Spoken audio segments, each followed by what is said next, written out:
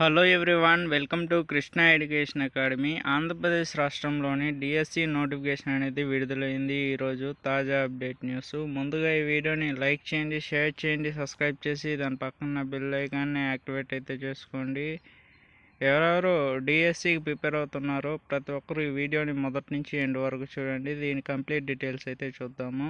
ఆంధ్రప్రదేశ్ రాష్ట్రంలోని 16,347 టీచర్ ఉద్యోగాల భర్తీకి ప్రభుత్వం అయితే డిఎస్సి నోటిఫికేషన్ అనేది రిలీజ్ చేసింది.